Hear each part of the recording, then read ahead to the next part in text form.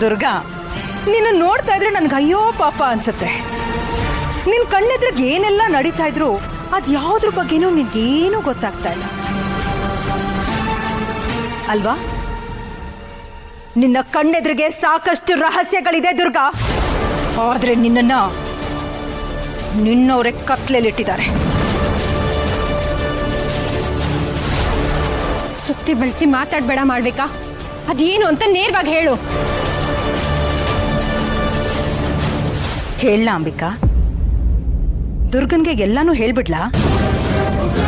ಬೇಡ ಮಾಡ್ಬೇಕಾ, ಸಾಕು. ದುರ್ಗನ್ ತಲೆ ಕೆಡಿಸ್ಬೇಡ. ದುರ್ಗಾ, ಇವಳ ಮಾತನ್ನ ಕೇಳ್ಬೇಡ ದುರ್ಗಾ, ಬೇಡ. ಯಾಕಂಬಿಕಾ ಭಯ ಆಗ್ತಾ ಇದ್ಯಾ? ನಾನು ಸುಳ್ಳು ಹೇಳೋದಿಲ್ಲ, ಸತ್ಯನೇ ಹೇಳ್ತೀನಿ. ದುರ್ಗಾ, ನಾನ್ ನಿನಗೆ ಕೆಲವು ವಿಷಯಗಳನ್ನ ಹೇಳ್ತೀನಿ, ಕೇಳಿಸ್ಕೊ. ನಿನ್ನ ಸ್ವಂತ ತಂದೆ ಇದನ್ನಲ್ಲ ಶಂಭು, ಅವನು ಮತ್ತೆ ನಿನ್ನ ಪ್ರಾಣಕ್ಕಿಂತ ಹೆಚ್ಚಾಗಿ ಪ್ರೀತಿಸ್ತಾ ಇರೋ ಈ ನಿನ್ನ ಅಕ್ಕ ಅಂಬಿಕಾ, ಇವರಿಬ್ರು ಸೇರಿ ಎಷ್ಟೋ ರಹಸ್ಯಗಳನ್ನ ನಿನ್ನಿಂದ ಮುಚ್ಚಿಟ್ಟಿದ್ದಾರೆ.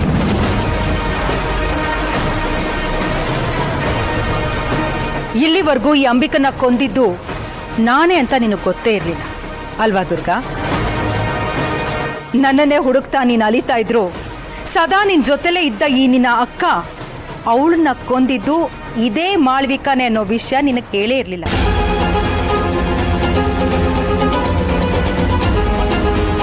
ಅಕ್ಕ, ದುರ್ಗಾ, ಇವಳು ಆಡೋ ಸುಳ್ಳು ಮಾತನ್ನ ಕೇಳ್ಬೇಡ. ಇವಳು ನಮ್ಮಿಬ್ರನ್ನ ದೂರ ಮಾಡೋದಕ್ಕೆ ನೋಡ್ತಾ ಇದ್ದಾಳೆ. ನೀ ನನ್ನ ದ್ವೇಷ ಮಾಡ್ತಾ ಇರೋದು ಕೇವಲ ನನ್ನ ಬಗ್ಗೆ ಅರ್ಧ ಸತ್ಯ ತಿಳ್ಕೊಂಡು. ಪೂರ್ಣ ಸತ್ಯ ಏನಾದ್ರೂ ನಿನಗೆ ಗೊತ್ತಾದ್ರೆ ನಿನ್ನಿಂದ ತಡ್ಕೊಳ್ಳೋದಕ್ಕಾಗೋದಿಲ್ಲ ದುರ್ಗಾ. ಇವರಿಬ್ರು ನಿನ್ನಿಂದ ಎಷ್ಟೋ ರಹಸ್ಯಗಳನ್ನ ಮುಚ್ಚಿಟ್ಟಿದ್ದಾರೆ. ಯಾಕೆ ಹೇಳು? ಇವ್ರ ಪಾಲ್ಗೆ ನೀನು ಆಟಕ್ಕುಂಟು ಲೆಕ್ಕಕ್ಕಿಲ್ಲ. ಈ ಮಾಳ್ವಿಕನ್ ಬಗ್ಗೆ ಪೂರ್ಣ ಸತ್ಯ ಗೊತ್ತಾಗ್ಬೇಕು ಅಂದ್ರೆ ಮೊದ್ಲು ಹೋಗಿ ನಿಮ್ಮಪ್ಪ ಶಂಭುನ ಕೇಳು. ಇಲ್ಲ, ಇಲ್ಲಿ ನಿಂತಿದ್ದಾಳಲ್ಲ ಈ ನಿನ್ನ ಮುದ್ದಿನ ಅಕ್ಕ, ಇವಳನ್ನ ಕೇಳು. ಇವರಿಬ್ರು ಮುಚ್ಚಿಟ್ಟಿರೋ ಎಷ್ಟೋ ವಿಷಯಗಳು ನಿನಗೆ ಗೊತ್ತಾಗತ್ತೆ. ಬೇಡ ಮಾಡ್ಬೇಕಾ, ಸಾಕು. ದುರ್ಗನ್ ತಲೆ ಕೆಡಿಸ್ಬೇಡ. ಸುಳ್ಳು ಹೇಳ್ತಾ ಇದ್ದೀನ ಅಂಬಿಕಾ? ನಾನ್ ಸುಳ್ಳು ಹೇಳ್ತಾ ಇದ್ದೀನ?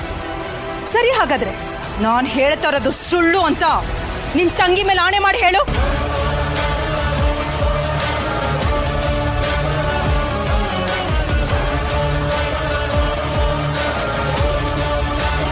ದುರ್ಗಾ, ದುರ್ಗಾ,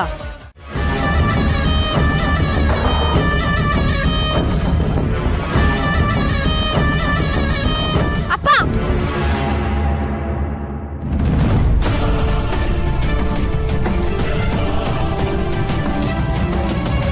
ಯಾಕಪ್ಪ ಈ ತರ ಮಾಡ್ದೆ? ನನ್ನ ಹತ್ರ ಸತ್ಯ ಹೇಳಕ್ಕೆ ಅಕ್ಕನ ಯಾಕೆ ಬಿಡ್ಲಿಲ್ಲ? ನಿನ್ಮೇಲೆ ಆಣೆ ಮಾಡಿಸ್ಕೊಂಡು ಅಕ್ಕನ ಬಾಯ್ನ ಯಾಕೆ ಮುಚ್ಚಿಸ್ದೆ? ನನಗೆ ಉತ್ತರ ಬೇಕು.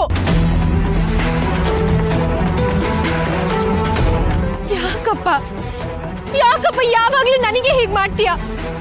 ನನ್ನ ಹತ್ರ ಯಾವ ವಿಷಯನೂ ನೇರವಾಗಿ ಹೇಳೋದಿಲ್ಲ. ನನ್ನನ್ನ ಯಾವಾಗ್ಲೂ ಧರ್ಮ ಸಂಕಟದಲ್ಲಿ ಸಿಗಾಕ್ಸ್ತೀರ. ನಾನು ಈ ತರ ಪರಿಸ್ಥಿತಿಯಲ್ಲಿ ನರಳಾಡೋದನ್ನ ನೋಡೋದಿಕ್ಕೆ ನಿನ್ಗೆ ಆನಂದ ಆಗುತ್ತಾ?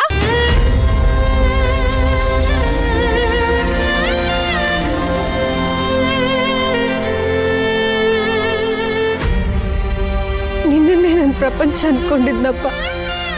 ನಾನು ಬರೀ ನಮ್ಮಮ್ಮನ್ನ ನಮ್ಮಕ್ಕನ್ನ ಕಳ್ಕೊಂಡಿದ್ದೀನಿ ಅನ್ಕೊಂಡಿದ್ದೆ.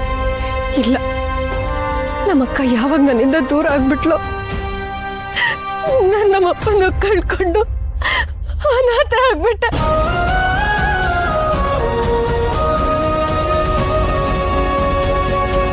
ಇಡೀ ಪ್ರಪಂಚದ ಕಣ್ಣಿಗೆ ನಮ್ಮಪ್ಪ ಒಬ್ಬ ಹುಚ್ಚ, ತಲೆ ಕೆಟ್ಟವನಾಗಿರ್ಬೋದು.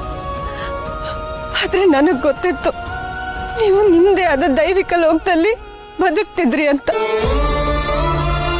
ನಿಮ್ ಲೋಕದಲ್ಲಿ ನಿಮ್ ಮಗಳಿಗೆ ಚೂರು ಜಾಗ ಇಲ್ಲ ಅಂತ ನನಗ್ ಗೊತ್ತಿದ್ರು ನಾನು ಯಾವತ್ತೂ ಬೇಜಾರ್ ಮಾಡ್ಕೊಂಡಿರ್ಲಿಲ್ಲ ಅಪ್ಪ.